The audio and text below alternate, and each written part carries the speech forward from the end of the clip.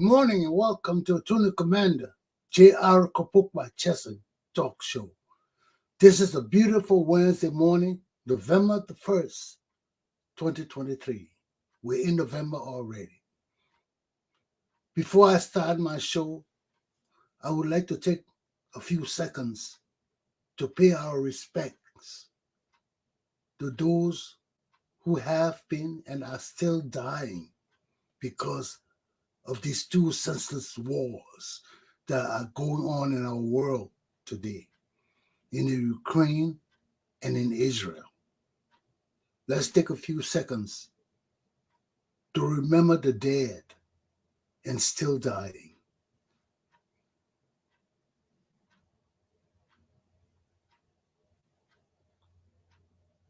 May their souls rest in peace. Yesterday, we started talking about the family and educating the family. And we're going to continue on that trend today after I speak with my correspondent in Liberia, Mr. Samuel Wicker. Sam, how you doing this morning? Yeah, good morning, Rod. Good morning. Good morning, how are you? Not bad. How things in Liberia? Yeah, man, it's great. It's great. Yeah, it's great this morning, Liberia. But the news coming from our desk says that the joint security have requested a campaign schedule, right? And so they are trying to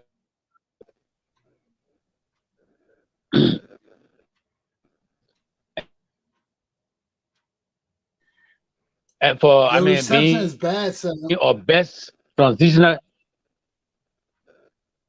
Well, I really don't know.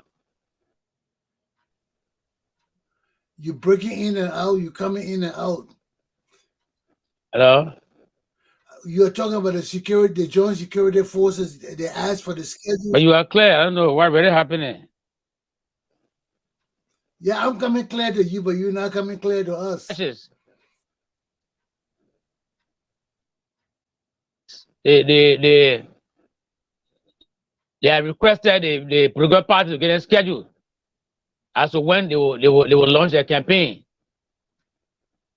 to avoid clashes, with others.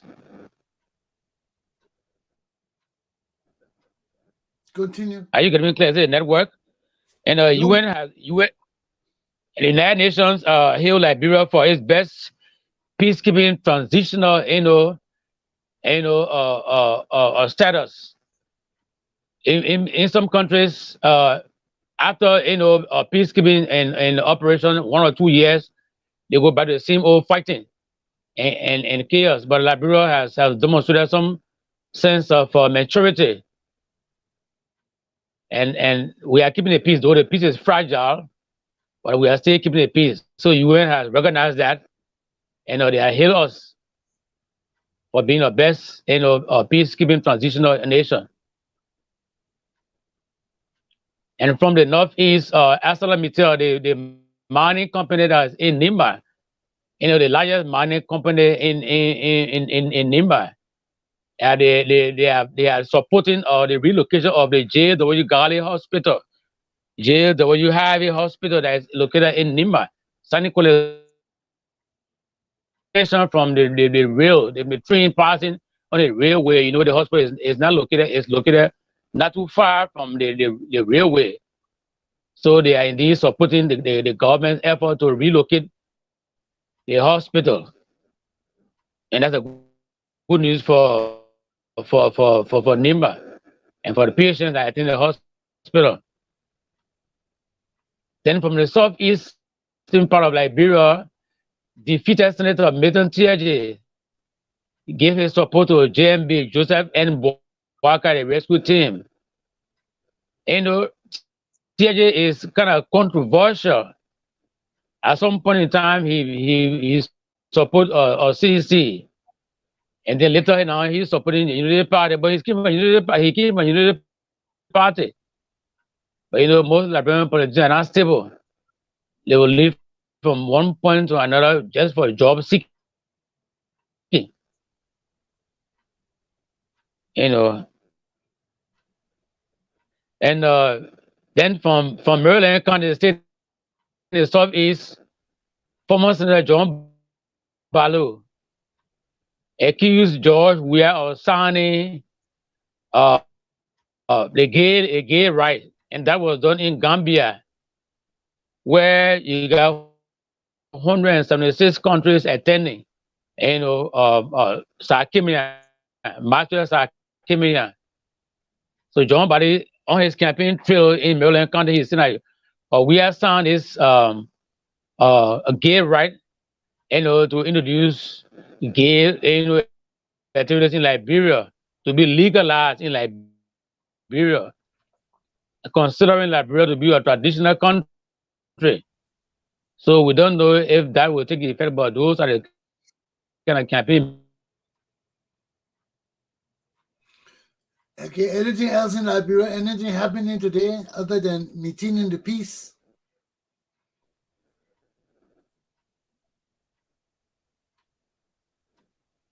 We lost connectivity. Sam, you there? Okay, ladies and gentlemen, I think that's... Yes, you see, yeah, I'm here. No, anything happening else in the country today before you leave? But you got the headlines, right? Yes, we did. Thank you. Anything else? No, for now, no, I don't know of, except, maybe I'll call you later. Yeah, for now, no, later on. Okay. Okay, we'll talk to you later. Okay. Okay. Thank you, Sam. Well, our correspondent in Liberia, Mr. Samuel Walker, as you know, this time of the morning, connectivity issues in Liberia, people in Liberia still sleeping. People in Liberia still trying to get to work and things like that. It's 9 o'clock, 10 o'clock. Yeah, they're still trying to get to work. So with all the traffic issues, with all the road issues, with all the corruption issues, people don't get to work on the 12 o'clock in the day. So right now, it's not 12 o'clock yet. So they're on their way there. But anyway, yesterday I started talking about the family. And as I contemplate this issue, I ask myself, what is the importance of a family? What is the significance of a family? Do you know I got stuck on this question? I couldn't really come to a complete answer on this question because there are so many aspects to a family. When you ask somebody, what is the importance of a family? I had to go ask my wife. Because this is a question we don't ask ourselves every day. We're so used to being with a family because that's all the Bible is about. Family. The stories of families, or how people live together, how one family grows or grew, and the complexities in this family. People killing each other for power, for position, because of ideas. I don't like your idea. Your idea to conform, it doesn't conform to mine. Let's get rid of him. Because of sexual behaviors and practices.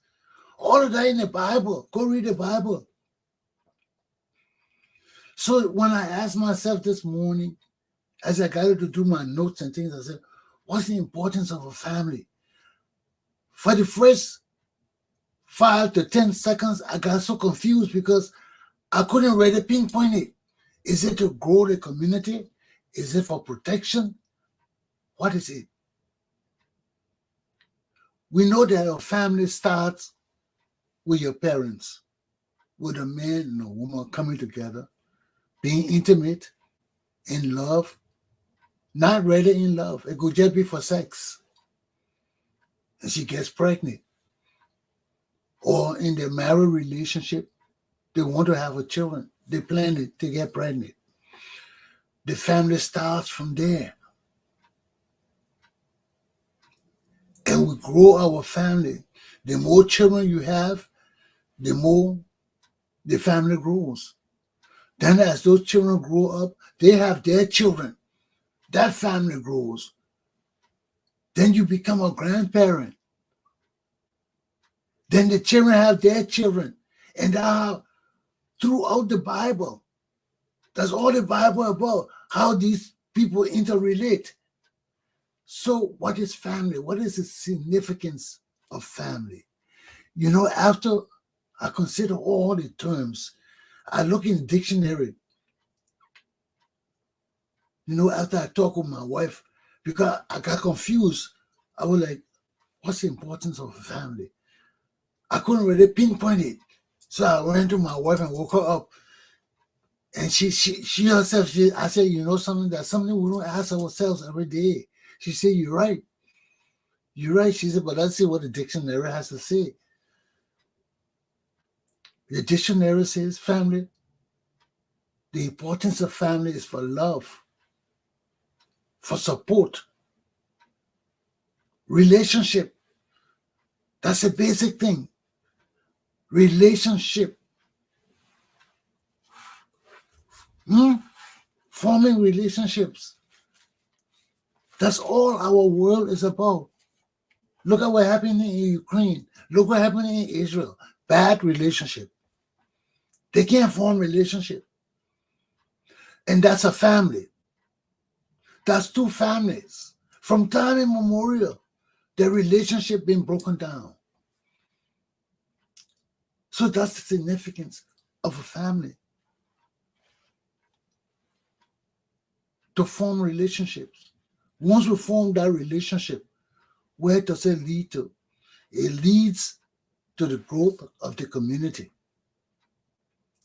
Everything starts with the family. The country starts with the family. You got the family, you set the man and wife, you got the children, then you form the family, then that family grows to the extended family where you have your cousins from different, your brother's children, your cousin's children, all of that. That's family. That's all our life is about. Our relationships as families. That's why it gave me so much hard time to determine the significance of a family. Because we're not looking at just the individual family, we're looking at family, the word family. What is the importance of a family? One, to form relationships. No man is an island. No man can exist by himself. Even if you're living by yourself, things that are hard become much easier, much resolved when you got a partner with you. When you got a person. Look at this morning, I woke up and it hit me. It really hit me. Your partner, whoever you marry, if they're not blessed to be in sync with you, you will never find peace. You will never find the answers to the many questions you want. This morning, I had a confusion with family who I ran to my wife.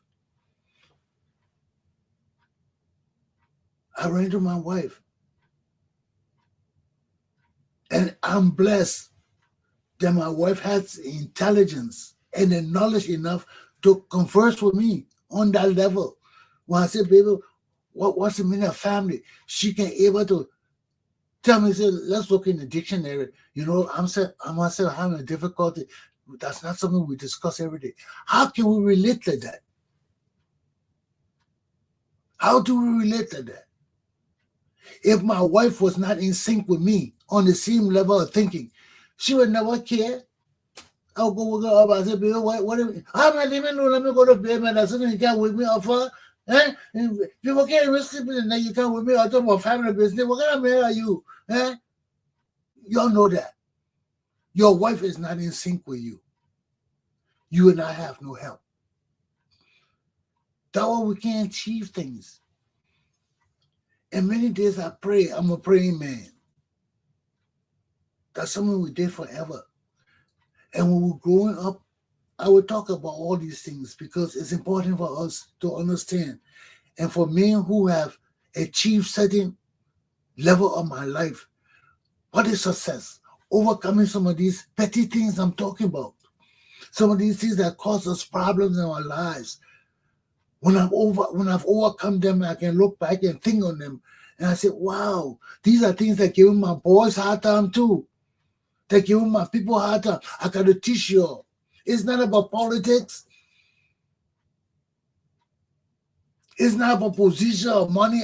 It's about educating you all so our society can be better. Our country can grow better. We got to start with somewhere.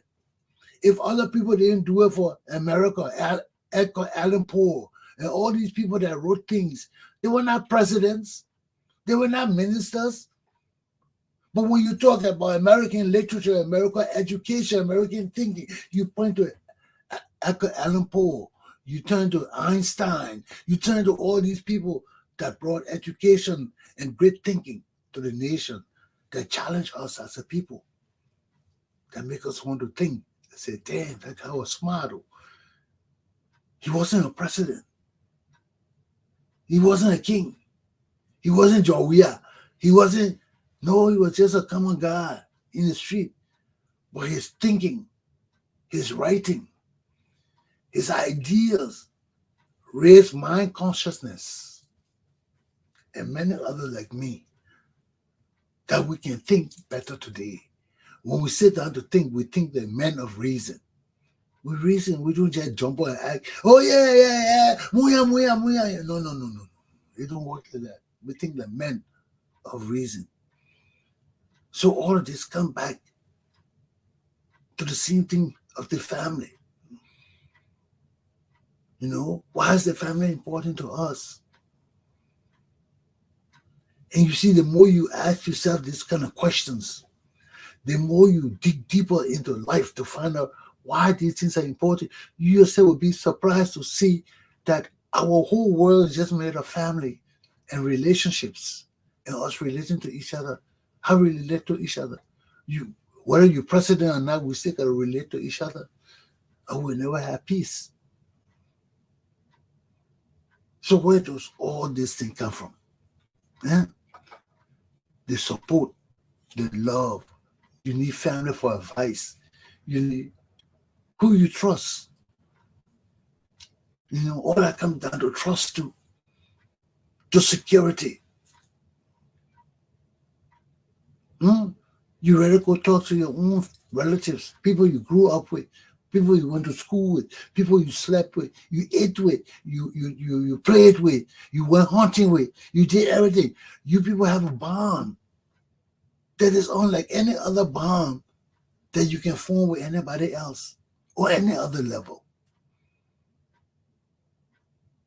And that's the importance of family, because all of us can relate, yes. But when we grow up together, when we go to school together, when we have the same challenges and experiences together, that makes us brothers. That bond becomes tight. And that forms family. That our family is different because we have a long experience together. There are other people. Yes, we can relate with other people, but that experience is not profound. It's not from childhood to manhood. Yeah, it may just be for 1 year, 2 years. But when you talk about family, you talk about a relationship that has been formed from birth to where we are today. So that's how you say the tree can bend, but the tree can't break. Why? Because no matter how you mad with me, I know something about you that can change your mind, that can bond us. You know, you can be mad at me, but when I talk about something that we know, that only you and me know, that can change your mind. Then you say, yes, this is my brother. I can be mad at him, but this is my brother. So that's relationship. Okay. Now that we know the meaning of family, now that we know that the significance of family is profound, it's profound. It's not only about friendship, it goes deeper than that. It goes to love on every level. Fatherly love, caring, understanding, supporting, protecting. All of that encompasses the family. And that what makes it important, the significance of the family. So it doesn't matter whether you're an indigenous Liberian or you Congo Liberian or you Morocco Liberia or whatever, the family is important. Okay? So we got out of the way. Family, love, support, protection, security, advice, all those good things. You need family for it. Okay? We're not looking at the other part, the deceitful part. Okay? But we're looking at what the family is supposed to stand for. Those good attributes that make the family strong, that make the family united and collected, bring us together. Okay? Now that we know the essence of family and where it all comes from, we have to look at how we maintain this family. How do parents make their children feel inclusive in everything we do? You got to do that. You got to train your children from small. Because although your children look up to you and they too will get their own experiences with other people in their lives outside of you, they look to you for those initial guidance, direction, knowledge. That will let children ask a lot of questions. Every day, you ever been with children? The question never ending. You ask a question, then you die. So that's why you got to take time to understand how to deal with your children. You got to know. You got to know it. And if you are two parents who are educated, you know that you got to sit down and talk among yourselves on how to deal with your children. How are you going to raise them? You got a lot of challenges. One, religion. Are both of you of the same religion? Do you go to the same church? Do you serve the same God? That's the first question. Okay. What's your relationship other than that? What's your profession? Do you people go to work the same time of the day? Are both of you home the same time? All these things play into raising a family, into sharing the responsibilities. Because, in our African society, we leave everything to the women. You see, that's what that differentiate our society. You got a westernized society where our women are expected to maintain some equality with the men. Go to work, get a job, do all the other things, etc. Then you got our traditional society where the women are the servants to the men. They do everything in the house. All the men go bring the money, bring the food, bring whatever he's supposed to bring. That his job, and the wife take care of it. Okay, the farm there, she take care of the farm. Everything she take care of it. Okay, so we got that kind of family. To what extent these two families coincide with each other, it's up to the connection and relationship that they form with each other. That's why I told you everything is relationship. If they don't have no relationship, they will be devoid of connecting with each other. This one will always suppress the women, and this one will be separate from it. You see, that's when we have two different societies. One society is so backwards, they have no connection or relationship with our westernized society. Okay? So as long as they stay separated, things will be fine. But when they begin to coincide with each other, that's where the problems start to emerge. You know, that's where the women start to question their existence. FGM. Why you gotta cut my thing? The other women, the other women enjoying sex. Why I can't enjoy sex like that? Then they begin to question the culture. Some begin to question the religion when those two societies coincide. And this is where a man that may fit in, where you got to educate. You got to educate one society that coming to mix with the other society, because that mixing, if it's not done right, there will be misbeliefs,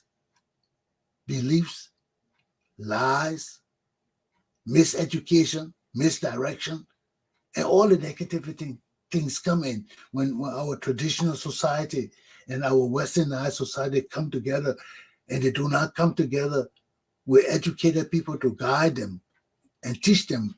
Because when our blind society come to the light, they want questions, generally children. What is this? Why you do it this way? Why you don't do it this way? Well, because they've been doing it one way forever. Now to see the modernized way. And the modernized way, one, may be easier and more conducive than the traditional way, may be safer, you know, may yield more benefit than the traditional way. Why? Because the Western way has been through time testing on this westernized realm. And this is the realm that controls the world, the westernized world, not the traditional world. So the traditional world, if it must exist and survive, must grow into the Western world. But how do they do that? If they don't do it the right way, there will always be confusion, civil unrest, unnecessary diversity in our nation. If these two societies don't come together the right way. And in the past, they didn't. Under Tubman and all of these people, they didn't, because we didn't have the right structure and learning apparatus to do this as we do now. We got better things to do now to teach, better methods of teaching now. Look, I'm sitting in America, I'm talking to people in Liberia and all over the world. That didn't exist before, okay? But it exists now, and we got to make good use of it, so that when our two societies come together, education is the foundation upon which they can understand and coexist with each other, so that we have peace. So we have a sharing of the wealth and resources of our nation with understanding. Okay? Because the blind society will always need to be honest, to be educated on how the modern society works, or else they will feel cheated, they will feel slighted, they will feel inferior. And they are not inferior. It's just that they have not opened their eyes to the new reality that is before them. Okay? So it's up to us as a people and a nation to educate our people, so when our country will grow better. Because if 50% or 80% of our society is blind, how can only 20% build our nation. It's hard. We always face obstacles from the 80%. We need our people to be motivated and energized and involved and participate for our country to grow, because our democracy is a participatory democracy. It requires everybody in the country participating in this democracy for us to move forward. So the family in our setting is a foundation for raising the consciousness of our people, for moving our society and our country forward. Okay? So with all these, now we have these things, we have to structure it on how to reach out to our family. First, our parents got to understand. Our traditional parents got to understand. Our street parents got to understand. What are our street parents? Our parents who just come together for love. And unfortunately, one of them get pregnant and they got to have a child. Okay, they're not married, but they're street parents. Okay? You know, the child know his pa, the pa know the child, the mom, all of that, but they're not married. They were never married. They never lived together. Those are street parents. And they need to learn about how to raise their children too. Because if they're sharing their children, they got to understand our responsibilities that come with sharing your children. Okay? So first of all, parents, you need to talk to your children. That's the foundation. That's the foundation. You see, and that's why the knowledge of the parents important too. The education of the parents important too. Because the children got nobody to talk to. When you are a child, the only person you trust is your parent. And they will ask you a lot of questions. And some people feel annoyed by it. Some parents don't like to answer questions. Some parents don't know the answers to some of these questions. But you still got to be patient with the child. You can't yell at them. And for you people who do not know the answer to some of these questions, nowadays it's easier to find the answer. It's not the olden days when children ask you questions, you're so confused because you don't know the answer. You got to run to the library. You got to do it. No. You got your phone. You got the internet. Tell the child, hey, I know the answer. Let's learn it together. Learn with your child. Nothing wrong with that. Your children will help you get educated. There are children I go to play with. They ask me questions. I don't know it. Then maybe I get some from the answer or something. But I go back and I say, wow, I didn't think about that question. Let me go research that question. I go do it, so when I come back to that kid, I can tell that kid exactly the right thing that he needs to know. But education is at your fingertips these days. It's at your phone. Everything right here. You don't gotta go nowhere. The children, your young children come and ask you, oh, mommy, what is it? What is it? You don't know it. Say, hold on, let's find it together. Talk in your phone. Let it come up. And you two read it together. Take your time. Okay? You gotta be a genius with children. Teach them. Once you went to high school, you got some high school education, you can read and write small. Take the time on the phone to teach the children. Because those teen children can be assets to you. They ain't gotta be big to be assets to you. Children are smart. They can help you. Okay?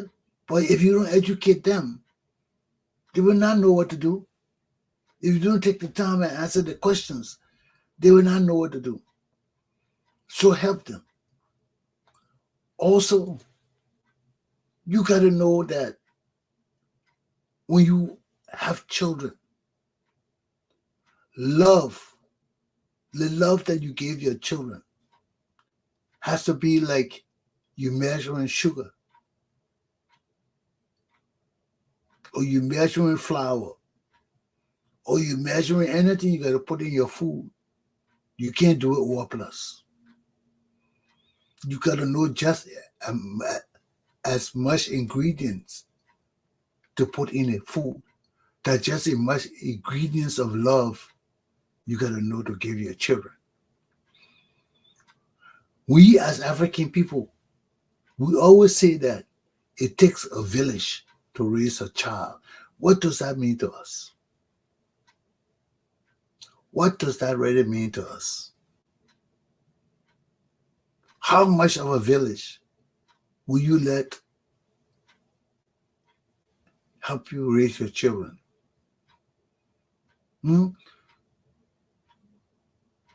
Because that's a serious connotation. When I was growing up, man, when they tell you it takes a village to raise a child, you better believe it, man, because there were times, I told you, when you come home, man, your parents know where you've been, know what you've been doing in the street. The report coming from people who know you, who know your mom and pa, they ain't talking to you. They're not talking to you. They will see you, yeah, will laugh and then, and they will call your parents, oh, your son is at this place. Yeah, oh yeah, you know here, yeah, here. Especially if you are a crowd that is unbecoming, your parents will hear about it. They will know everything you did. I told you there were times I used to go out, man. I used to come home. My parents, my aunt and uncles, they would sit down there, they would smile with me, they would laugh, they would give me my food, we would sit down and talk, everything. Man, when I go to bed,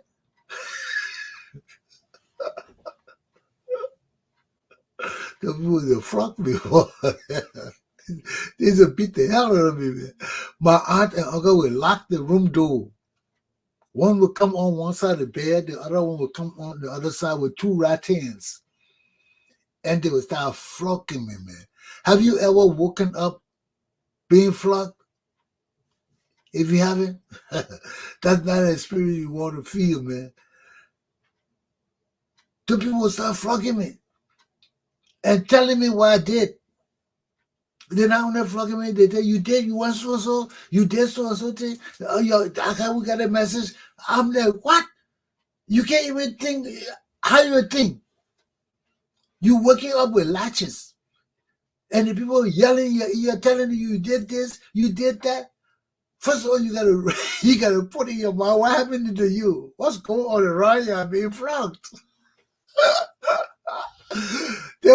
When you realize that, you gotta realize how to get away from those people. Oh man, I was the second thing every night I went to bed, I was looking for some escape route. How to get away from these two people? Because it wasn't if or when. Okay. It was based on the community news. The community news. Okay. When that call comes, they say, oh, Bob Blue, oh yeah, we play with these wild boys in a dive plane. They're not coming to look for you. They say they who waiting for you. You coming home. And that one they will raise on you. I remember one of my cousins, his father used to beat him the same way. And I told you the story. He was telling me how, he said, oh, Bob Blue, my pa was so, was evil to me, man. That made, he used to do child abuse. That was wickedness. So I said, what was the child abuse? He said, man, when that man come in the room, that man would get news about me playing outside. He would not tell me nothing. I would just come home, I would go to bed, that man would come in my room, lock my room door, and just start beating me, man. When I get to that room door, I will run outside, I can't even run outside, the door locked. So who are you talking? I'm just smiling, I got a smirk on my face. So he said, man, I'm talking seriously, you smiling? I said, the reason why I'm smiling, because you have one man beating you, and you complaining this. I had two people beating me. Two people. Not one man, two people. He said, what? I said, yeah. I said, you know what I went through, man? It got to a point, every night, I prayed. It made me pray. I wish I had continued praying. Because Jesus answered my prayers. They stopped beating me. They stopped. At a certain point, they just stopped. Because I was praying. Every night I was going to bed, I said, oh, Jesus, I know what I did wrong, but please don't let these people beat me. I used to pray. And that was a good thing. That was a good thing. That I saw solace in Jesus Christ. I wish I had continued it. I wish I had. But those are the things you got to understand. And those are the things I'm telling you when I said, just as you put sugar and flour and ingredients in your food, that's just how you got to give your children love. Because if our people love us, they will not flock us. They will not do anything to us. They will not even want people calling us to report us to them. Or to even yell at us, say, Mama, go home. Go to your mom and pa. What are you doing here in the street? They'll come out of you. What are you yelling at my sons for? Who gave you the right to yell at my son? People do those things. And that's why the children always end up in jail. Look at the children, people who do those things to the children. Look at where they end up. They end up in jail. Because they didn't know how to put the ingredients in the food in the children. Just how you put the ingredients. You know you can't all put salt. You got to put just right salt. Just right sugar in your tea and coffee. It will be all sweet. Or you not like it. Except you're a coffee freak or a sugar freak and just waste the whole sugar in it. But for the rest of us in the world, everybody don't just go pour sugar, all the sugar in the tea. They measure it. Okay? Because they don't want their food to spoil. And that will happen to your children. When you give them too much love and just pour the love on them, everything they ask you for, you do it. Everything they do, you accept it as right. Your children will spoil. Their taste for you and your taste for them will spoil. That way, everything got to be measured. Everything got to be done in order. Same thing with raising your children. It has to be done in order.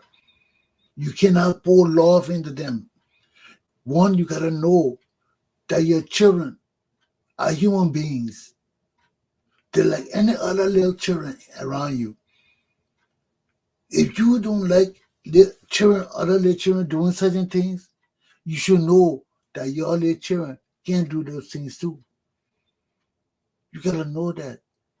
If you know that children do things to you that you don't like, and you complain about it, and you go report them sometime, you know to expect the same from your children. People will come report them to you. And above all, you got to know that if you don't raise your children right, whatever they do out there to cause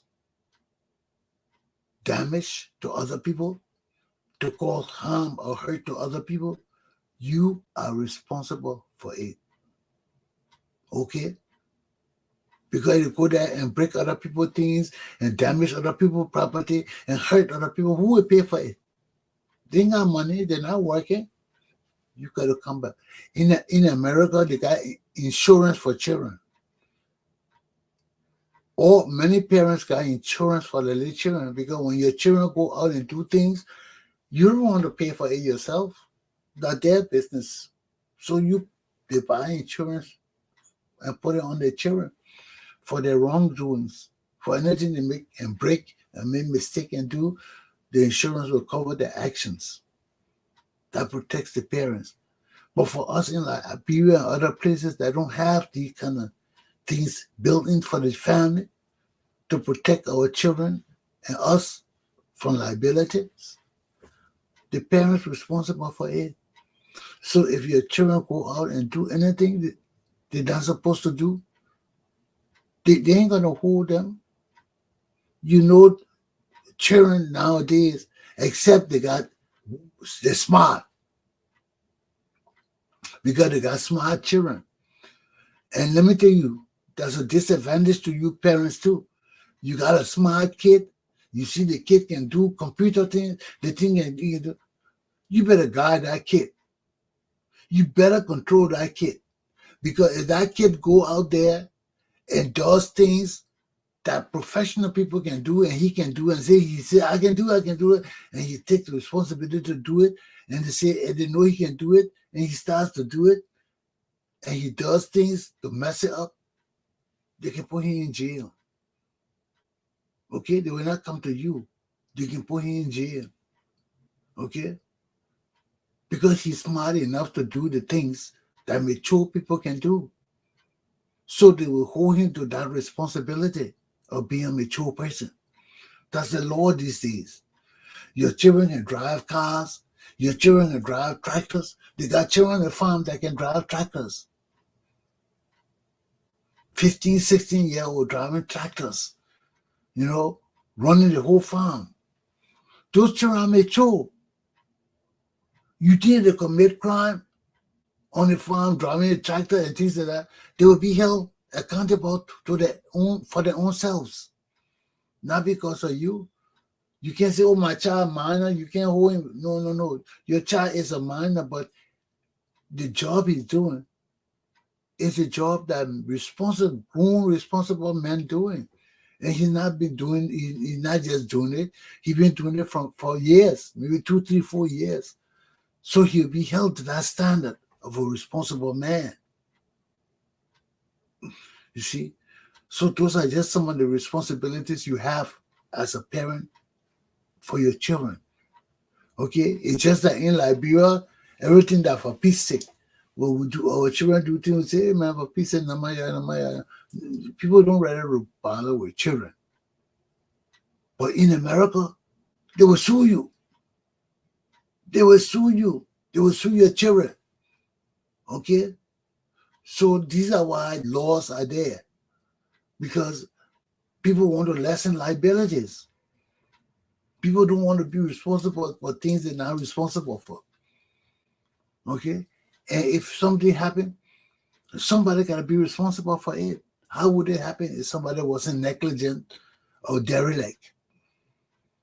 So you find out where it lays. So the same thing with the children. You got to understand how to raise your children. Okay? And we'll talk about that more in my next class. My class is almost up.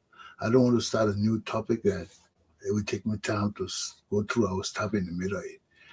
But those are the things I tell you. One, as a parent, you got to know that family is about relationships. Family, mom, pa, brother, sister, everything is about forming relationships. Okay? It's about love. It's about protection. It's about security. It's about support. Security comes in many forms. You have food security. You have shelter security. All those things have their own security. Because when you're a child, when a child is born, you got to make sure your child is fed. You can't just born a child and leave it. You got to make sure that child eats 3 or 4 times a day, or how often it wants to eat. You got to make sure your child eats. And the same thing with the ingredients. You can't overfeed your child. Everything has limits. Everything has limits.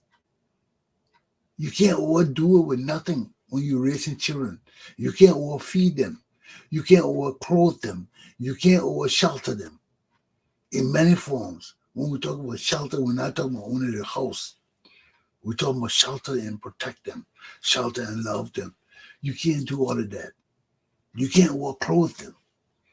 Okay? overclothe me. You can't spoil them. You can't get them everything you want. Everything is pointed. That I want. I say, okay, go take it. You come in the supermarket and see everything and cry. Oh, give me that, you go buy it. No, you can't overclothe them. And you can't overfeed them. They can't just see everything and want to eat. You got to discipline your children. Okay? We too. If you not discipline, your child will not be disciplined.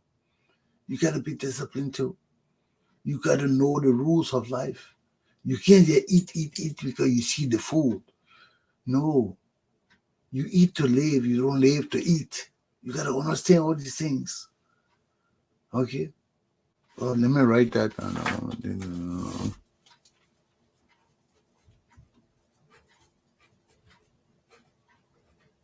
Yeah, I think I got to write it down very well because I might use it later on. But that's life. You can't overindulge your child. Okay? And we talk about all those things in my class. We talk about discipline. We talk about how to bring the family together. What steps you need to do. Because when you bring the family together, some families never came together before. They never had a reunion. They never talk with each other. And it can't happen. Because everything we do is built on relationships. Our whole nation is built on relationship because we start from the family. We start from the parents to the family, to the town, to the village, to the community and the country. So those are the steps. And once we understand our role in all of this, we can start to build a better society, grow better children, and protect ourselves. Okay? So that my class for the day, it's almost time for me to go. But tomorrow we'll continue with it.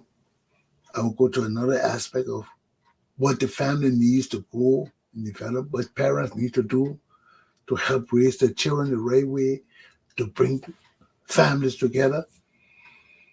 Because when you bring your family together and everybody know each other and accept each other, things can be quite different. Okay?